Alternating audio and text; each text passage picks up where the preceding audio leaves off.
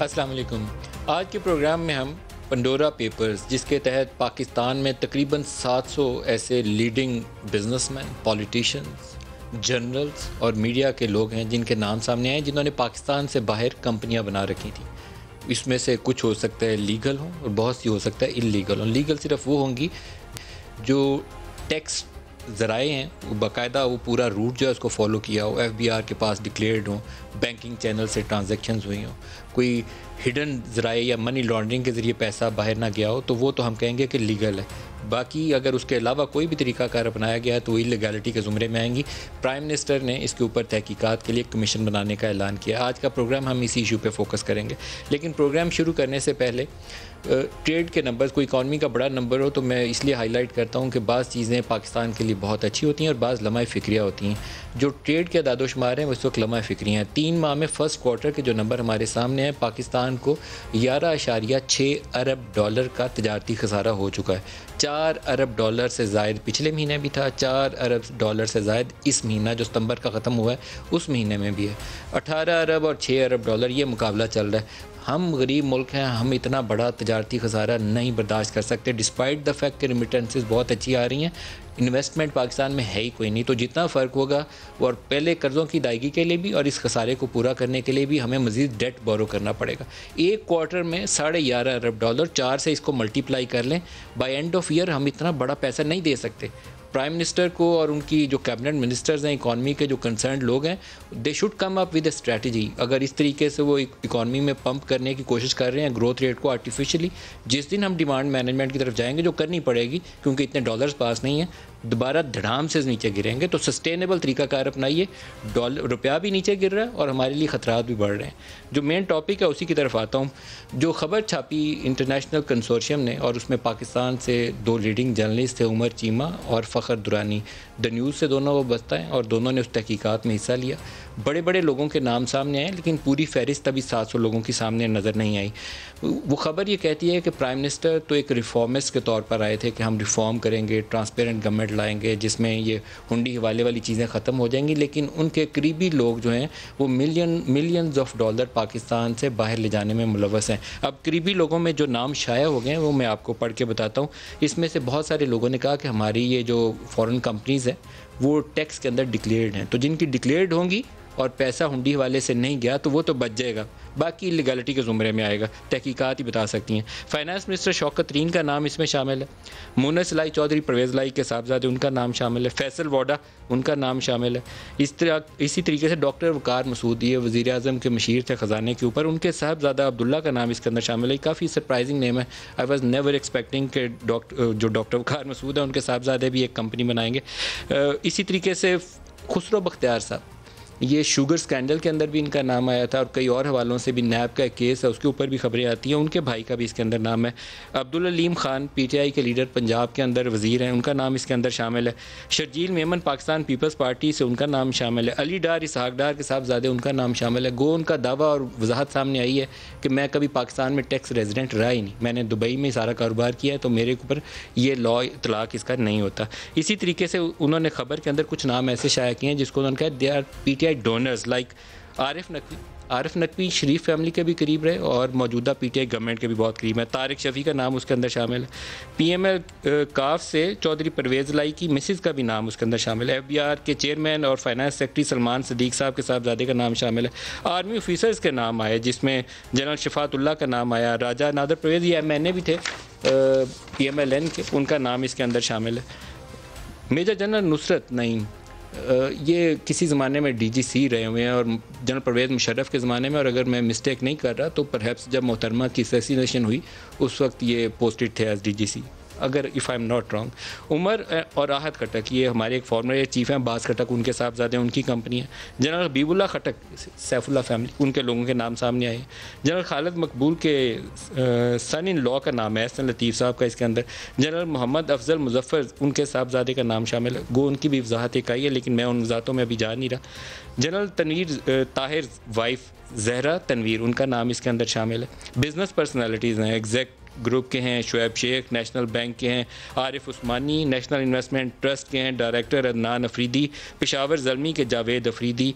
इस तरीके से मीडिया हाउसेस के जो बड़े बड़े मालकान हैं, मीर शकीलुर रहमान, हमीद हारून, एक्सप्रेस मीडिया ग्रुप, इसके लखानी साहब, ये नाम सही पढ़ रहा हूँ ना जी मैं, इन सब के नाम इसके अंदर शामिल है। इसके अलावा आरिफ निज़ामी साहब, अल्लाह पाक उनकी मग़फ़िरत फरमाए, उनका नाम भी इसके अंदर शामिल है। गौरमे ग्रुप से JNN TV चैनल के जो ओनर, इनमें से किसका नाम है? ये मेरे पास नाम नहीं लिखा है। कंपनी का नाम है और जो कंपनी के डायरेक्टर के तौर पे रजिस्टर्ड हैं वो आमना भट्ट साहिबा हैं। आमना भट्ट साहब का नाम वहाँ पर है। ये नाम मेरे पास मौजूद है और हमारे साथ जो मेहमान शख्सियात हैं, तारुफ भी करवा दूँ। फ़खर से हमने तारुफ करवाए बगैर ही सवाल करना शुरू कर दिया। फ़खर दुरानी सीनियर जर्नलिस्ट, और ये जो बहुत बड़ी लीक हमारे सामने आई है, इसकी पाकिस्तान का जो चैप्टर है उसमें तहकीकात में हिस्सा लेने वाले लीड फिगर है। फ़खर, आपको खुशामदीद प्रोग्राम में। इसके अलावा PTI से वलीद इकबाल साहब और PMLN से तलाल चौधरी साहब दोनों हमारे साथ शामिल होंगे। दोनों को खुशामदीद कहता हूँ। ये नाम मैंने पढ़ दिए। एक बड़ा सवाल ये है कि 700 लोग हैं, बाकी 700 लोग कहाँ पर हैं? नदीम साहब, जैसे कि आपने काफ़ी सारे लोगों के नाम तो पढ़ दिए हैं, उसके अलावा कुछ ऐसे लोग हैं जो कि उनका बिज़नेस पाकिस्तान से बाहर है लेकिन वो हैं पाकिस्तानी। उसके साथ साथ कुछ बड़ी बिज़नेस फैमिलीज़ हैं पाकिस्तान की, उनके नाम भी शामिल है और उनकी एक से ज़्यादा कंपनीज़ और ट्रस्ट और फंड्स मिले हैं हमें डॉक्यूमेंट्स में। बड़े बड़े नाम को जो सबको पता चल जाए पाकिस्तान में कि नाम बोलने तो वो कौन है, वो कौन जी? अगर आप देखें तो मंशा फैमिली का जिक्र किए बगैर पाकिस्तान की बिज़नेस कम्युनिटी में उनका पूरा नहीं होगा। मंशा फैमिली के हवाले से भी हमें कुछ कंपनीज मिली हैं। उसके साथ साथ जो सीमेंट के उसमें बिज़नेस में है टब्बा फैमिली, उनकी भी एक से ज़्यादा कंपनीज हमें मिली हैं इस रिकॉर्ड में।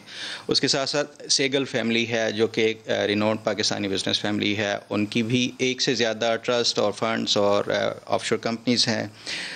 हाशवानी फैमिली है, उनकी भी हमें रिकॉर्ड में काफ़ी सारी चीज़ें मिली हैं। उसके साथ साथ तारिक शफ़ी का आपने ख़ुद ही नाम ले लिया है, उनका नाम प्राइम मिनिस्टर इमरान खान के फाइनेंसर्स और डोनर्स में भी आता है। एक डॉलेंस कंपनी है, उनके ओनर थे बशीर दाऊद साहब हैं, उनके हवाले से भी काफ़ी सारी चीज़ें हमें मिली हैं। अच्छा, प्राइम मिनिस्टर का अगर तज़किरा कर लें, प्राइम मिनिस्टर के ऊपर आपकी रिपोर्ट कहती है कि कोई कंपनी बराह रास्त उनसे एसोसिएट नहीं करती, कोई ऑफशोर कंपनी। आपने उनको क्लीन चिट दे दी प्राइम मिनिस्टर को, लेकिन आपकी रिपोर्ट पब्लिश होने से पहले एक प्राइवेट चैनल, मैं नाम नहीं लेना चाहूँगा, लेकिन प्राइवेट चैनल से वो फरीदुल्ला या फरीदुद्दीन साहब का नाम चलना शुरू हो गया कि वो 2 ज़मान पार्क की जो प्रॉपर्टी है उसके 2 डिफरेंट एड्रेसेस हैं। तो एक्चुअली ये इमरान खान वाली प्रॉपर्टी नहीं है, ये दूसरी वाली प्रॉपर्टी। तो क्या आपने प्राइम मिनिस्टर इमरान खान को कुछ सवाल लिख के भेजा? नदीम साहब, जैसा कि हमने अपनी रिपोर्ट में भी बताया है कि ये 2 साल से प्रोसेस चल रहा था एक्शन का, और ग्रेजुअली जो डाटा हमारे पास आता रहा एक्सेस उसकी, हम जितने भी पाकिस्तान से रिलेटेड थे उनके ऊपर काम करते रहे। हमने शरीफ फैमिली के हवाले से भी एक फैमिली मेम्बर का उसमें रिकॉर्ड में सारा तलाश किया, नहीं मिला कोई। एक हमें जो प्राइम मिनिस्टर इमरान खान, क्योंकि डेफिनेटली जो भी आपके रूलिंग एलीट होगी, आप एज ए जर्नलिस्ट वो उनको वो देखेंगे डाटा में कि कहीं ऐसे वो कोई मिले। हमें जो 2 मुख्तलिफ कंपनीज मिली जो 2 ज़मान पार्क से थी, और जैसे ये नाम इनका हमें जो एड्रेस मिला, तो फर्स्ट आपका जो है वो हमेशा शक ये होगा कि ये प्राइम मिनिस्टर इमरान खान की कंपनी के हवाले से या उन्हीं की कोई कंपनी होगी खुफिया। लेकिन जब हमने फर्दर इस पे इन्वेस्टिगेट किया और अपने सोर्सेज से भी सारा कुछ इस पे मालूमात ली, तो हमें ये मालूम हुआ कि इनके नाम पे नहीं है। और फरीदुद्दीन नामी जो शख्स है वो ज़मान पार्क जो कम्प्लेक्स है उसमें एक और भी उसी तरह का मिलता जुलता एड्रेस है, उसके नाम पे है। हमने फरीदुद्दीन से भी रब्ता किया और कुछ जो हमें फिर सोर्सेज से भी ये पता चला कि ये उनके कोई डिस्टेंट कज़न है फरीदुद्दीन साहब, दूर दराज के जो है रिलेटिव्स में आते हैं। फिर तकरीबन कोई हमने 16 सितंबर को ICIJ के थ्रू एक क्वेश्चन भिजवाया प्राइम मिनिस्टर साहब को।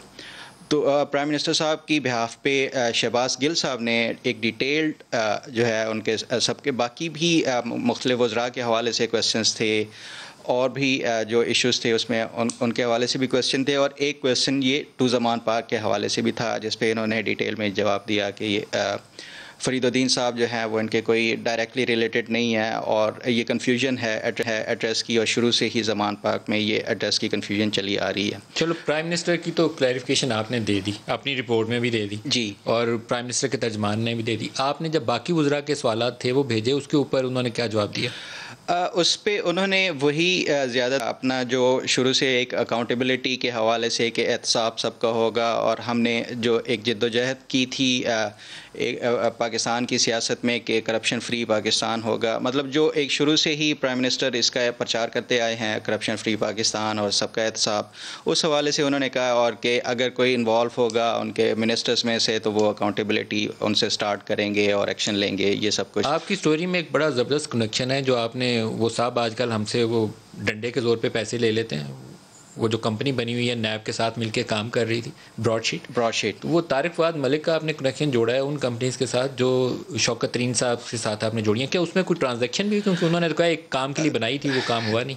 नदीम साहब, ये बड़ा एक इंटरेस्टिंग सा क्वेश्चन है। जो ICIJ को रिकॉर्ड मिला उसमें ये नहीं होता कि आपको किसी भी कंपनी के हवाले से डिटेल्ड सारी इन्फॉर्मेशन हो, इंक्लूडिंग ट्रांजैक्शंस या जितनी भी होल्डिंग्स उस कंपनी के नाम पे हैं, वो नहीं होता। एक स्पेसिफिक पीरियड के ये डॉक्यूमेंट्स थे, उसमें जितनी भी कम्युनिकेशन होती है किसी भी कंपनी से रिलेटेड, तो वो सारी उस रिकॉर्ड का हिस्सा है जो ICIJ को लीक किया गया डाटा। अब जो शौकत तरीन साहब के हवाले से 4 कंपनीज हैं जो उनके और उनकी फैमिली के नाम पे हैं, चारों कंपनीज, उसमें ये इनकॉर्पोरेशन करते हो जो रिकॉर्ड कीपिंग का और जो इनको person responsible for keeping the record था, वो इनका तारिक फवाद मलिक साहब का था। तारिक फवाद मलिक साहब को भी हमने ये क्वेश्चन क्योंकि ब्रॉडशीट के हवाले से वो काफ़ी पाकिस्तानी मीडिया में ऑलरेडी मशहूर हो चुके थे, और उनका लिंक एक सर्विंग उसके साथ उनके फाइनेंस मिनिस्टर के साथ जब जुड़ रहा था, तो ये वैसे ही एक बड़ी एक स्टोरी के तौर पे था। तारिक फवाद मलिक साहब ने जो उनको बताया कि 2014 में ये कंपनीज बनाई गई थी, और उसका बेसिक जो पर्पस था यही था कि एक Saudi family, bin Laden family investment लाना चाह रही थी और इन्वेस्टमेंट करना चाह रही थी सिल्क बैंक में, जो मौजूदा फाइनेंस मिनिस्टर है उनके बैंक में, लेकिन वो डील कोई फाइनल नहीं हो सकी, तो उस वजह से ये कंपनीज जो है फिर तब से डोरमेंट है उसके बाद पड़ी। आपने एक खबर में काफ़ी ख़तरनाक हिस्सा है वो, लेकिन मैं पूछना चाहूँगा क्योंकि मीडिया का एक ज़िम्मेदारी फ़र्ज़ है। आपने जनरल शफ़ाअतुल्लाह का ताल्लुक़ बनाया है एक कोई इंडियन फिल्म इंडस्ट्री के साहब हैं, के आसिफ, ये क्या कनेक्शन है? जो हमारे पास रिकॉर्ड है उसमें एक के आसिफ साहब हैं जो कि बड़े रिनोन्ड फिल्म डायरेक्टर थे इंडिया के आसिफ एक्चुअली उनका नाम है, कि जो फिल्म डायरेक्टर थे जिन्होंने मुग़ल आज़म एक मशहूर फिल्म बनाई थी, उसका ये उनके बेटे हैं। उनकी जो बेसिकली बिज़नेस है वो रेस्टोरेंट्स और ये प्रॉपर्टीज़ के हवाले से UK में और दुबई में है।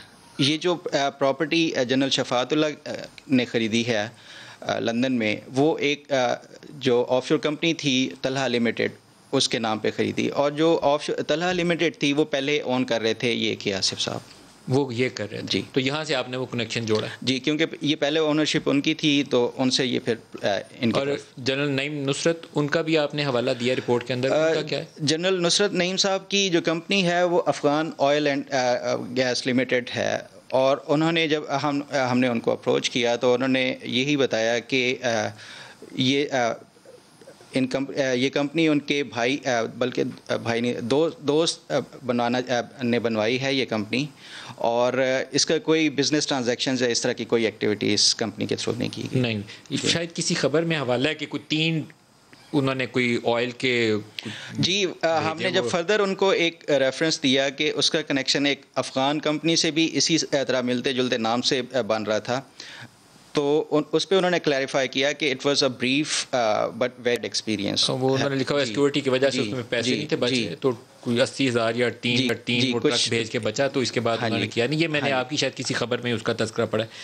जो बड़े बड़े ऑफिशियल्स हैं, गवर्नमेंट ऑफिशियल्स हैं, क्या उसमें भी कोई बिग नेम्स हैं? एक तो सेक्रेटरी साहब के साहबजादे का देख लिया, डॉक्टर वकार मसूद साहब के बेटे का देख लिया, और भी इसके अलावा है? जी, सिविलियन ब्यूरोक्रेसी में ये दो नाम जो सामने आए हैं, वकार मसूद साहब के। मीडिया हाउसेस थे, उनका क्या हालात है? मीडिया हाउसेस के पाकिस्तान के तकरीबन जितने भी बड़े मीडिया हाउसेस हैं उन सबका आप डॉन ग्रुप देख लें, हमीद हारून साहब की कंपनी है, आप एक्सप्रेस ग्रुप के लाखानी साहब की कंपनी है, उसके अलावा पाकिस्तान टुडे के जो हैं लेट उनकी कंपनी है, उसके मीर शकील रहमान साहब की कंपनी है, अभी अलीम खान साहब की कंपनी है जिन्होंने अभी समा का वो किया है। तो सारी उसके अंदर आ गए? जी, तकरीबन बड़े बड़े नाम सारी आ गए। और कंपनियां टोटल कितनी हैं इनकी?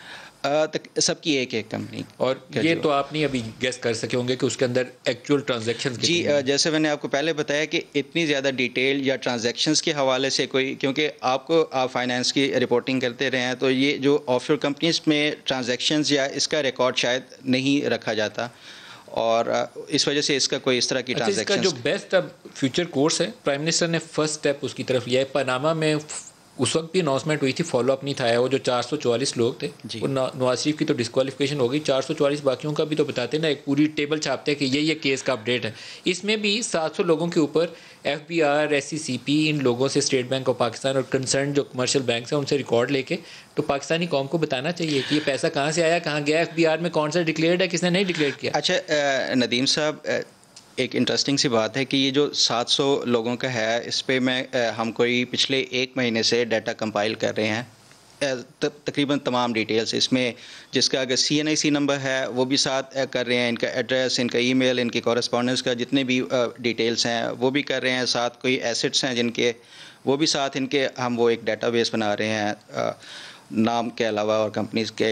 तो ये डाटा अभी क्लीनिंग के प्रोसेस में है, शायद 1-2 दिन में ये हम इसको भी पब्लिश करेंगे, इन तमाम 700 लोगों के। आप पब्लिश करिएगा और हमें भी दीजिएगा, हम टीवी और अपने अकाउंट्स सोशल मीडिया के ज़रिए और वेबसाइट के ज़रिए उसको पब्लिसाइज करेंगे और दरख्वास्त करेंगे प्राइम मिनिस्टर से कि अब तो आपके पास A to Z सारा डेटा मौजूद है, एक्ट नाउ। फ़खर दुरानी साहब, आपका बहुत शुक्रिया, और जितनी अच्छी खबर आपने ये की है, तहकीकात बड़ी मेहनत तलब है, ये आसान काम नहीं है। किसी को लगता होगा कि कागज़ पकड़ के नाम लिखनी है, इसके लिए तहकीकात करते हुए सालों साल लग जाते हैं एक खबर के पीछे। तो और ऐसी अच्छी अच्छी खबरें करिए, best of luck. Thank you. अब बाकी मेहमानों की तरफ आऊँगा। वलीद इकबाल और तलाल चौधरी हमारे साथ हैं। तलाल चौधरी साहब, पनामा के ऊपर आपकी जमात की रगड़ाई हुई थी, अब पेंडोरा पेपर्स, अब क्या बनेगा? बिस्मिल्लाहिर्रहमानिर्रहीम। मलिक साहब, बहुत शुक्रिया। एक तो मैं पेंडोरा पेपर्स में PTI को फर्स्ट आने पर मुबारकबाद पेश करता हूँ कि माशाल्लाह सारे के सारे लोग उन्हीं की तरफ ही निकले हैं, और दूसरी बात, मुझे यकीन है कि इमरान खान जो है वो यहाँ पर भी उसी तरह का बेहतरीन यू टर्न लेंगे जैसे कि उन्होंने बाकी चीज़ों पे लिया है। हमें तो वो कहते थे पहले उतर जाओ, फिर तलाशी दे दो, अगर कुछ नहीं निकलेगा तो वापस सीट पे बैठ जाना।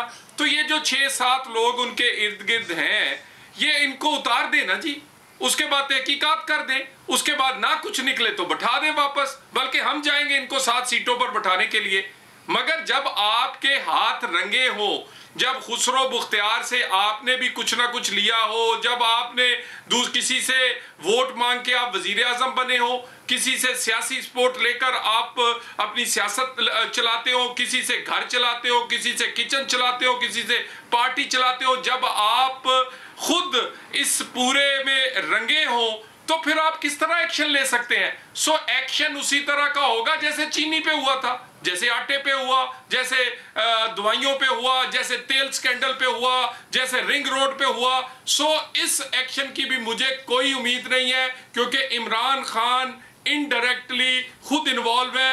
अली बाबा 40 चोर वाली कहानी है, ये अली बाबा है, खुद बड़े साफ सुथरे नजर आते हैं, मगर 40 चोरों की सरपरस्ती इन्हें माशाल्लाह हासिल है। और ये पेंडोरा पेपर्स में वलीद साहब इसका जवाब ले लें। खान साहब को मुबारक।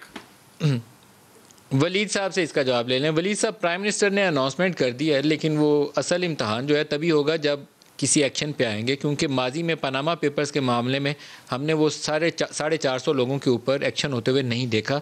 3 साल आपकी हुकूमत के उसके अंदर गुजर चुके हैं, अभी 700 और लोग ऐड हो गए और उसमें आपके वुज़रा आ गए, इम्तहान तो और कड़ा और सख्त हो गया। हाँ जी, थैंक यू वेरी मच जी। सबसे पहले तो मैं आपको वो जो पनामा पेपर्स में जो 400 कुछ जो भी तादाद थी, 440 या 444, मेरे पास बराह रास्त उसकी इन्फॉर्मेशन तो नहीं है, लेकिन कल रात में आपके ही चैनल पे बैरिस्टर एहतशाम के प्रोग्राम पे आया हुआ था, उनके पास उन्होंने कुछ इन्फॉर्मेशन उसमें तफसीली और मुकम्मल इन्फॉर्मेशन उसकी नाजरीन के साथ शेयर की थी कि उसमें से इतने 100 जो हैं वो एमनेस्टी के नीचे आके उन्होंने कर लिया, इतने 100 जो के साथ पूछगिछ जारी है, इतने 100, वो सारा उनके पास तफसील थी।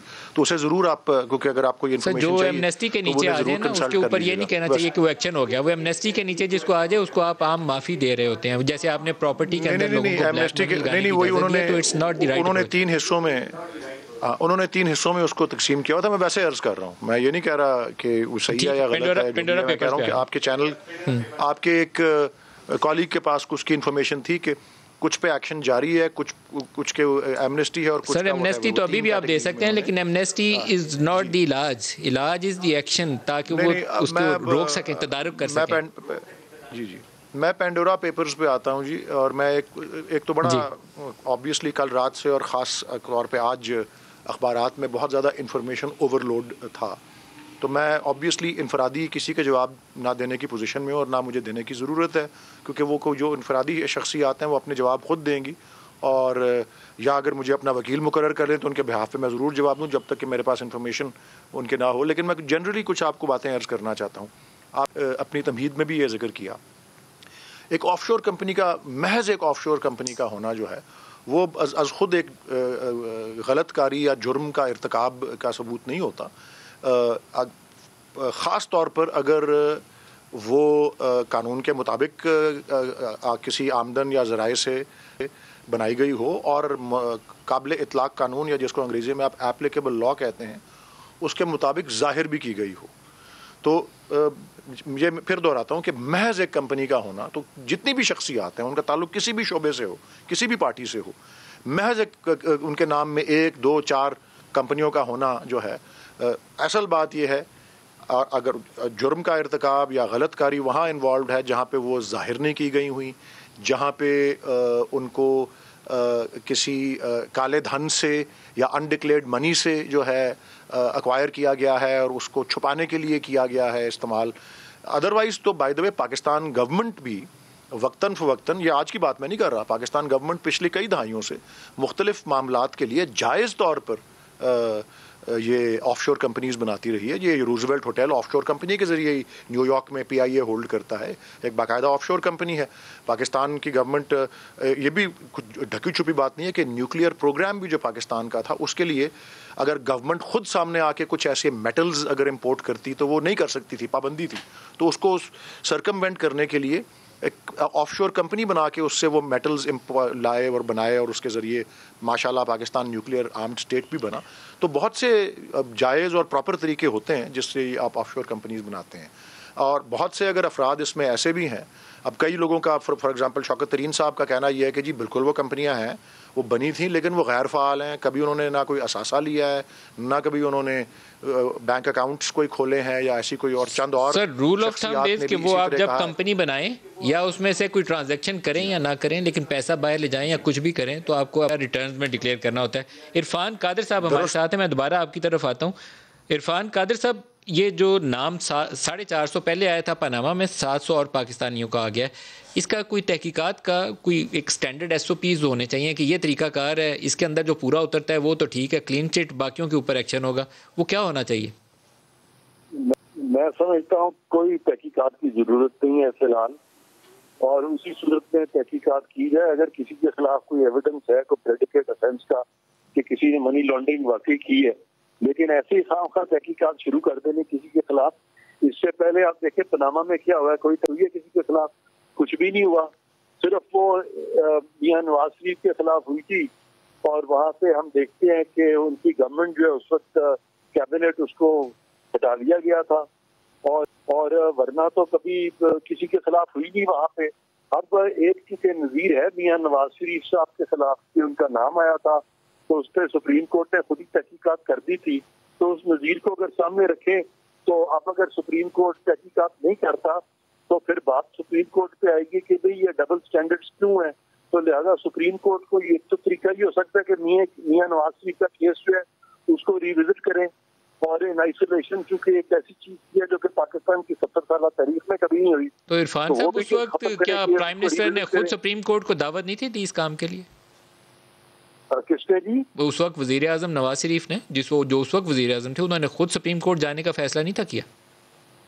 हाँ, इतना शोर मचा था कि वो एक्सप्लेनेशंस पे उतर आए थे, उन्होंने स्पीचेस करनी शुरू कर दी थी जल्दी में, उनको किसी स्पीच करने की जरूरत ही नहीं थी। नहीं सर, ये तो इल्जाम लगा और उन्होंने bad management of that case थी ना। वो कतरी खत ले आए सुप्रीम कोर्ट, इसकी बजाय वो पार्लियामेंट के फ्लोर के ऊपर भी तफसील रख सकते थे। जरूरत नहीं थी, पार्लियामेंट के फ्लोर पे भी रख सकते थे। हाँ बिल्कुल जरूरत नहीं थी, बस उस वक्त वो इतना शोर मचा कि उस वक्त वो अनर्व हुए और सुप्रीम कोर्ट भी उस वक्त देख रही थी कि पॉपुलर सेंटिमेंट क्या है। लेकिन सर ये वुज़रा के नाम आए हैं और माजी का एक वजीर आजम इस वजह से सजा इस वक्त भुगत रहा है अपनी, और कोर्ट में केसेस उसके चल रहे हैं ना, नैब कोर्ट से सजा हुई है, अभी पीलों शीलों वाला मामला चल रहा है। तो अब वुज़रा के नाम आए हैं कैबिनेट मिनिस्टर्स के, सर्विंग कैबिनेट मिनिस्टर्स के, तो उसके ऊपर भी कोई तरीका होगा? क्योंकि अब मैं समझता हूँ कि ये कोर्ट्स के लिए भी बड़ा मुश्किल होगा कि रोजाना हर किसी के खिलाफ करते जाए।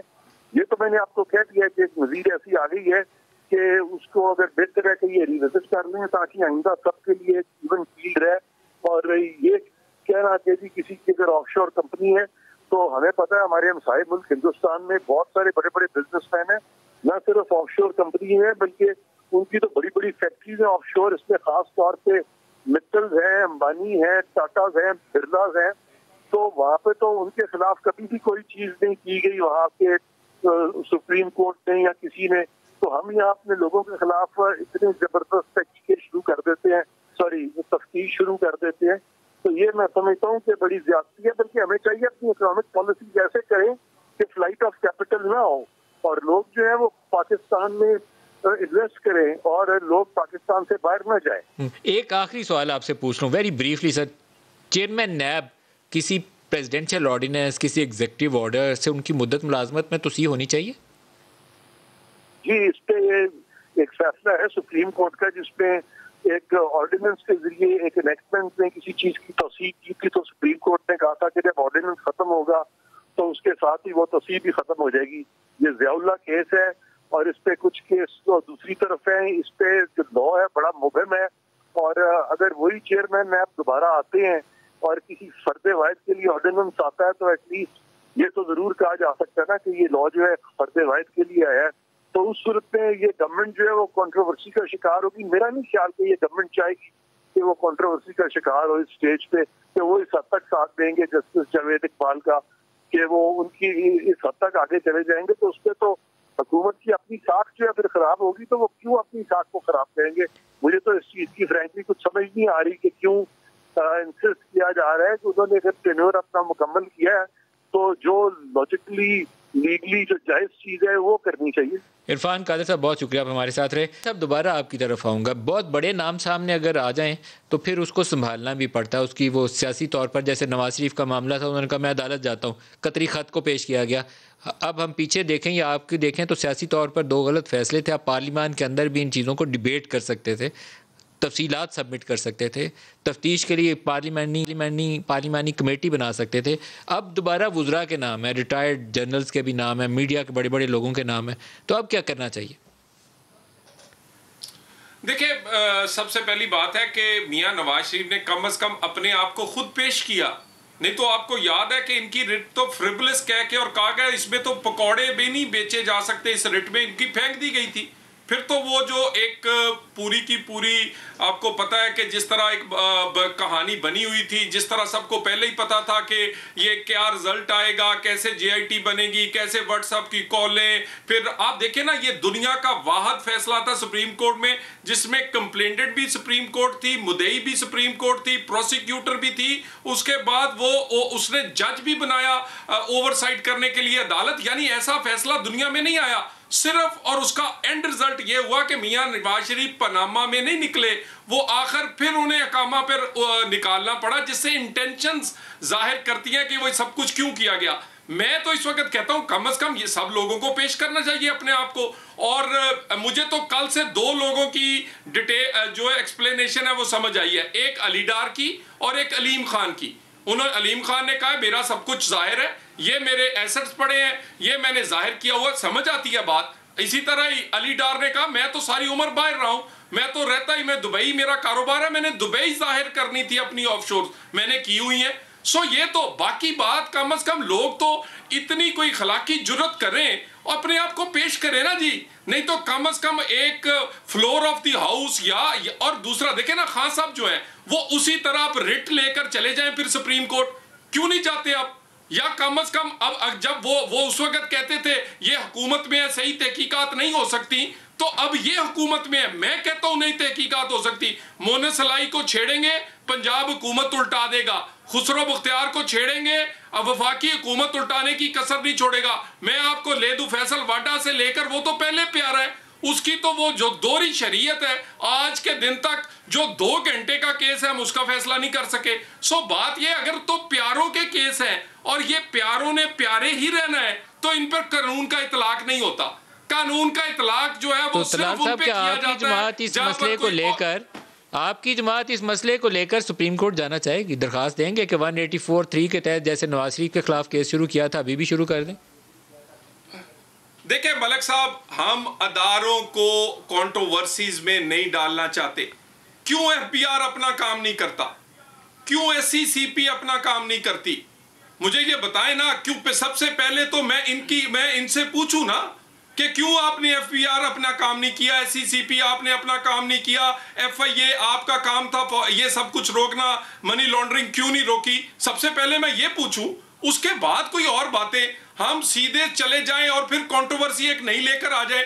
मेरा ख्याल है पहला मौका हम देंगे इमरान खान को, और मैं समझता हूं पॉलिटिकली कम से कम ये एक्सपोज हो गए हैं, इनकी दोहरी स्टैंडर्ड्स जो है ना वो बिल्कुल अब क्लियर नजर आएंगे। आज निकाले ना मोनेस को, निकाले खुसरो को, निकाले अपने शौकत तरीन को, और उसके बाद तहकीकात करें। शौकत तरीन साहब कैसे बेरवा लोगों को बच्चा बना रहे हैं कि आपने कंपनी बनाई, ना आपने जाहिर की, ना एससीसीपी को बताया, आपने कोई ट्रांजैक्शन की या नहीं की, एससीसीपी को बताना आपका फर्ज था, आपने बताया, लाइन डॉक्यूमेंट। अगर आपने नहीं बताया, आपने जाहिर नहीं की, आपने क्राइम किया है। और ये क्राइम जो है यही आपने तो बेटे से ना तनख्वाह लेने पर, वो जो कि जाहिर शुदा थी, जो कि डॉक्यूमेंट्स के नॉमिनेशन के साथ मियां साहब के लगी थी, जिसमें से कोई बैंक ट्रांजैक्शन नहीं हुई थी, वहां पर आपने ब्लैक डिक्शनरी इस्तेमाल कर दी। अब आपकी वो अपने कानून लाए ना सामने, ये डबल स्टैंडर्ड सबसे पहले इमरान खान को एक्सपोज करेंगे।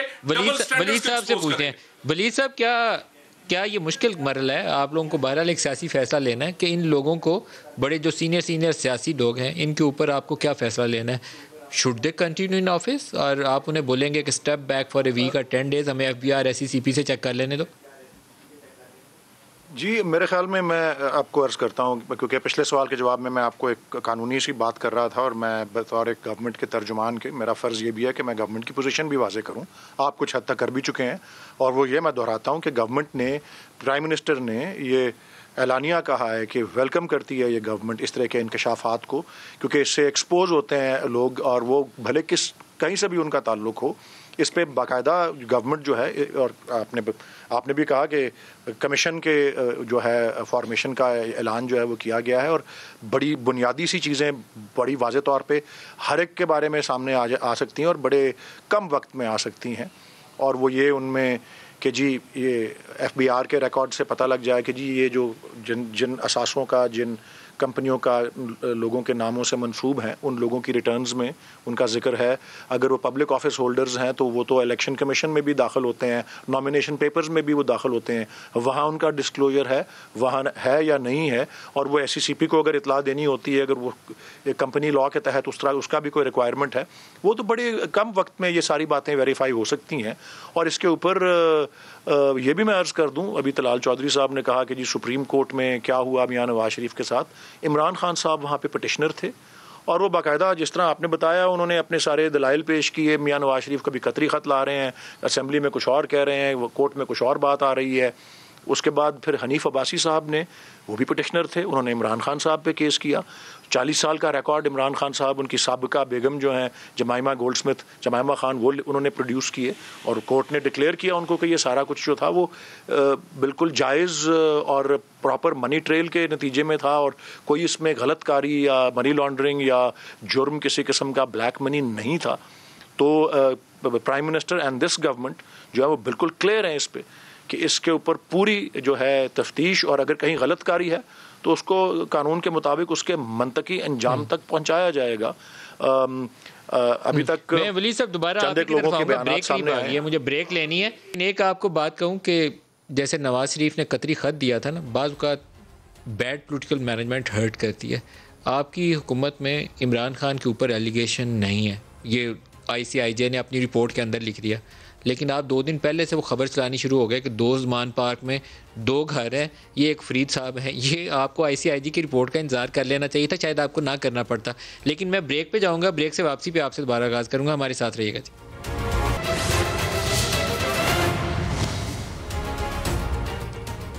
प्रोग्राम में दोबारा खुशामदीद कहते हैं। वलीद साहब, दोबारा आप ही की तरफ आ रहा हूँ। आपके लिए ये इम्तहान की घड़ी है, आपको कुछ ऐसे स्टैंडर्ड सेट करने हैं जिससे ट्रांसपेरेंसी और रियल सेंस में अकाउंटेबिलिटी जो काबिल कबूल हो, उसकी राह हमवार हो। ना सिर्फ पेंडोरा ये पेपर्स के हवाले से जो तफसीलात हैं और वुज़रा के नाम है, आपको एक पॉलिटिकल डिसीजन लेना है, इस्टेब्लिशमेंट से मुंसलिक कुछ माजी के रिटायर्ड लोगों के नाम में, बड़े इंपॉर्टेंट पावरफुल लोग हैं, उनके ऊपर आपके लिए एक इम्तहान होगा कि आप एक्शन ले सकते हैं या नहीं ले सकते। इसी तरीके से तोशा खाना, उसके ऊपर इतनी ख़बरें चल रही हैं और मेरा ख्याल है 99% प्रॉबेबली उसमें से गलत होंगी, दुरुस्त नहीं होंगी, लेकिन you should come up clean. आप तफसील बताएं, ये तोहफे थे, ये इसने लिया है, ये इसने लिया है, ये पैसे दिए। ना बताएं कि उसमें से सऊदी अरब, UAE, कतर, कोई पता नहीं कहाँ से कौन सा आया था, ना वो बताएं मुल्कों के नाम, लेकिन ये तो बताएं किसने कौन सा लिया और क्या मालियत थी। हाँ जी, सबसे पहले आपने क्योंकि वक्फे से पहले भी ये बात की थी कि वो जो प्राइम मिनिस्टर से, इवन दो ये जो ICUJ है, इन्होंने प्राइम मिनिस्टर इमरान खान साहब को क्लियर किया है कि इसमें कोई उनकी इन्वॉल्वमेंट नहीं है। आपने कहा कि उसकी क्या ज़रूरत थी, क्योंकि मैं उसका जवाब ये देना चाह रहा हूँ आपको कि जब उन्होंने ख़ुद ही बताया, उनके नुमाइंदे भी बैठे हुए थे आपके पास कुछ देर पहले, उन्होंने बताया कि हमने फ़लाँ तारीख को 16 सितंबर को या किसी दिन उनको इसकी इतला दी और फिर शहबाज गिल साहब ने उसका जवाब दिया और क्लैरिफाई किया, वजाहत की। तो जब इस बात ये बात की तवक्को थी कि ये मंजर आम पे किसी वक्त पे आएगी, तो प्राइम मिनिस्टर की तरफ से यही महसूस हुआ कि जी मैं पहले ये बात शेयर कर लूं जब मेरे पास कुछ छुपाने को ही नहीं है और कोई ऐसी बात है ही नहीं। तो ये रिपोर्ट में भी आ जाता है। और एक दो दिन पहले 101% आप ज़्यादा तगड़े होते, मजबूत होते, आप पीछे मुड़ के देख लें, ज़्यादा मजबूत होते ICIJ को उससे एक पैरे के ऊपर, जहाँ वो कहते हैं कि प्राइम मिनिस्टर किसी कंपनी से एसोसिएट नहीं है। आपको वो खबर चलाने की जरूरत नहीं थी। मेरी एज ए जर्नलिस्ट यही ओपिनियन है। आप पता नहीं उसको मुनासिब समझते हैं नहीं समझते, लेकिन कोई हर्ज नहीं उसमें, क्योंकि देखे ना इन्फॉर्मेशन जिस शख्स के बारे में वो इस तरह से उसकी प्रॉपर्टी होती है, वो जिसे चाहे शेयर करे और जब चाहे शेयर करे। ट्रांसपेरेंसी आपकी चाहिए। तोशा खाने की तफसीलात के ऊपर आप क्वेश्चन करते थे राइटली यूसुफ रज़ा गिलानी को, क्वेश्चन करते थे राइटली नून और PPP को। अब आपकी बारी है, ये तो बताएं कौन से तोहफे, कितनी मालियत के, आपको पता क्या चल रहा है इस वक्त प्राइम मिनिस्टर को लिंक करके? और मेरा ख्याल है वो सारा कुछ ही गलत होगा, लेकिन आप सफाई सामने नहीं आ रही। मुझे मैं अपने दिल में यही यकीन रखता हूँ कि वो सारा कुछ गलत है और हो सकता है 1% दुरुस्त हो, 99% गलत है। देखें, जो यूसुफ रज़ा गिलानी साहब या नवाज शरीफ साहब और आसिफ अली जरदारी साहब के बारे में जो केस नैब के सामने है, वो तो तोशा खाना के जो कवायद और ज़वाबित हैं उनकी खिलाफ वर्जी में वहाँ से कोई जो है सर आप कानूनी पहलुओं पे नहीं जाइए, टाइम इस वक्त थोड़ा है, लेकिन as a matter of principle ये बात कि ये मुझे पेन मिला है, ये घड़ी मिली है और ये मैंने तोशा खाना में जमा करा दिया है और ये मैंने 500 रुपया दे के ले लिया या 1000 रुपया दे के ले लिया, ये तफसील पता होनी चाहिए। मुल्कों के नाम ना बताएं, इंडिविजुअल्स ना बताएं किसने क्या दिया, लेकिन ये बताने में तो हर्ज नहीं है कि एक सेल फोन था, एक बॉल पॉइंट थी। जी, सबसे अहम बात उसमें यही है कि कोई चीज़ कवायद और ज़वाबित के ख़िलाफ़ या ख़िलाफ़ कानून नहीं हुई हो। जो फॉरेन कंट्रीज़ के साथ friendly relation with foreign countries हैं, वो हमारा जो डिस्क्लोजर का, जो एक्सेस टू इंफॉर्मेशन का, फ्रीडम ऑफ इंफॉर्मेशन का जो आईनी हक भी है आर्टिकल 19 में, उसमें भी जो एक क्वालिफिकेशन है वो यही है कि foreign friendly relations with foreign countries जो है उसको प्रोटेक्ट करने के लिए आप इसको गलत जगह पे जोड़ रहे हैं। वो आप बताएं कि प्रिंस मोहम्मद बिन वो सलमान ने ये मौके के ऊपर ये तोहफा दिया था, तो वहाँ तो सऊदी अरब और मोहम्मद बिन सलमान का नाम आएगा। लेकिन अगर आप सिर्फ बताएं कि एक आईफोन था, उसकी मालियत 2 लाख रुपए थी, हमने 1 लाख रुपए में लिया, ये जो आपने बताया कि 50% किसी ने या आपकी कैबिनेट मिनिस्टर ने बोला कि 50% दे के लेते हैं, तो ये बताने में कोई किसी कंट्री से रिलेशनशिप हायल नहीं होता। आपकी बात दुरुस्त नहीं है। ये मैं असूलन समझता हूँ उसमें ऐसी मैं असूलन समझता हूँ उसमें ऐसी कोई बात नहीं है, और मैं समझता हूँ, मैं तायद करता हूँ, मैंने 1-2 दिन पहले एक तज्जिया पढ़ा जिसमें यही सीक्रेसी की बात लिखी हुई थी। तो उसमें तज्जिया निगार ने ये लिखा हुआ था कि यार सीक्रेसी को अवॉइड करने का बेस्ट तरीका है कि कोई सीक्रेट्स रखो ही ना। और उसके लिए मैं तोशाखाना की जो हिस्ट्री पाकिस्तान की शाया होती रही है उसमें एक दौर बड़ा ताज्जुब मुझे भी हुआ, एक दौर ऐसा गुजरा है कि जिसमें तोशाखाना से एक चीज़ भी नहीं ली गई, और वो बताया जाता है, लिखा जाता है कि वो लिखा गया है कि वो फील्ड मार्शल अयूब खान का दौर था कि तोशाखाना से एक शय भी नहीं निकाली गई। तो बेहतर तो ये है कि अच्छा, बिल्कुल एंड पे आ गया हूँ प्रोग्राम के। अभी भी ट्रांसपेरेंसी चाहिए इसके ऊपर। तलाल चौधरी, आप क्या कहेंगे? दोनों सवाल बड़े अहम हैं, कैबिनेट मिनिस्टर्स भी और तोशाखाना। मुझे गुजारिश, आपको याद है कि हम बचपन से सुनते आए हैं कि रियासत मदीना क्या होती है, कि हजरत उमर फारूक रजी अल्लाह ताला अन्हु को एक बद्दू उठ के कहता है कि आपने ये 2 चदरें कैसे ले ली हैं। वो उसका भी वहां खड़े होकर तसल्ली बख्श जवाब देते हैं। सिक्रेसी कहती है, फलाना कहती है। मलिक साहब, ये जो तोशाखाना के गिफ्ट होते हैं, ये आप और मेरे जैसे दोस्तों नहीं देते कि टाई दे दी, शर्ट दे दी, परफ्यूम दे दिया। ये तो करोड़ों की चीजें हैं। और आपने बिल्कुल ठीक कहा कि आपको चीजों की लिस्ट जारी करते क्या मसला है? जब आपने बनी गाला से हर चीज निकलनी है, मसला तो ये है। मसला तो ये है कि जेबों में डाली गई है और दूसरों पे उंगली उठाते हैं। और उंगली कौन उठाता है? जो कहता है मैं ना तोहफे बताऊंगा ना दूसरा। मुल्कों की तलकात खराब हो जाएंगे। मुल्कों के तलकात नहीं खराब हो जाएंगे, आपकी रेपुटेशन जो है या आपका जो चेहरा है वो असल नजर आएगा, और वो नजर आ रहा है कौम को। और आप ये जो तोशाखाना के नाम पे जो चीजें हैं, क्या आपका ख्याल है कल और आके नहीं निकाली जाएंगे ये, और उससे ज्यादा मुल्कों के तलकात खराब होंगे? यानी आप लोगों ने हर चीज को अपने बेनिफिट का नाम दे दिया। जिस चीज में से देख लें कोई रिजल्ट ही नहीं निकलता। चीनी के 400 अरब है, 1 रुपया नहीं। उसी तरह के वजीर है, वही सब कुछ है, वही रिंग रोड वैसे ही पड़ा है, उसी तरह ही आटे का स्कैंडल है। अब तोशाखाना है, नाम बताने को तैयार नहीं, इसलिए कि ये पूरी की पूरी दाल काली है। और चोर जो है वो खुद है, ये जो कैबिनेट को हेड करते हैं, इसलिए नाम नहीं दिए जा रहे। प्रोग्राम का वक्त खत्म हो गया। ये दोनों इशूज बहुत बड़े हैं और इसके मिनिस्टर ने पहला स्टेप दुरुस्त लिया है, लेकिन जब तक फॉलो अप नहीं आएगा तो पहला स्टेप पॉलिटिकल स्टेटमेंट ही रह जाती है। तो एक्शन चाहिए, उनके एक्शन साबित करेंगे कि वो कितना इस मसले के ऊपर ट्रांसपेरेंट रहते हैं। वलीद इकबाल साहब और तलाल चौधरी साहब, आप दोनों का बहुत शुक्रिया। आज के लिए इतना ही, इजाज़त दीजिए। अल्लाह हाफिज़।